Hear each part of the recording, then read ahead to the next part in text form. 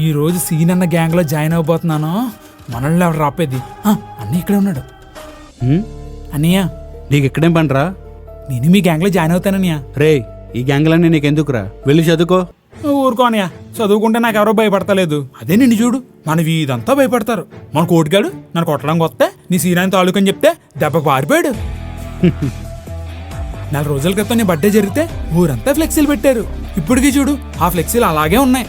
నేను ఏ షాప్కి వెళ్ళినా ₹1 కూడా అరివెవరు. అదే నీకైతే మందు షాప్లో ఖాతా, సిగరెట్ షాప్లో ఖాతా, మన వీధంతా ఖాతాలే. నాకైతే అమ్మాయిలే భయపడరు. అలాంటిది నీకు అమ్మాయి నాన్నలు కూడా భయపడుతున్నారు. అందుకే అన్నయ్య నేను మీ గ్యాంగ్ లో ఒక్కడిగా జాయిన్ అయిపోదాం అనుకుంటున్నాను. అవన్నీ నిజమే అనుకో, కానీ నువ్వు చేయలేవురా. ఏ నేనెందుకు చేయలేను?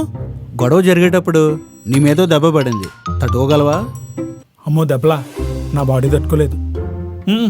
సరేలే, దెబ్బలు తట్టుకోలేనంటున్నావు కాబట్టి 2000 సభ్యత్వం కట్టాలి మా గ్యాంగ్లో జాయిన్ అవ్వాలంటే. ఇదేమన్నా డ్వాక్రా గ్రూపా డబ్బులు కట్టడానికి? సరే అన్నయ్య. రే సీను, సిఐ గారు పిలుస్తున్నారు. అన్నా ఇప్పుడే వచ్చేస్తానన్నా. ఇదేటి మరోడు గ్యాంగ్ లీడర్ అనుకుంటే తుస్సుమనిపించాడు. అయితే చదువుకుంటేనే భయపడతారనమాట. ఇంకా చదువుకుని పోలీస్ అవుతా. గ్యాంగ్ లీడర్ అవుదామని గడ్డం పెంచాను. ఇప్పుడు వెళ్ళి పోలీస్ కటింగ్ చేయించుకోవాలి.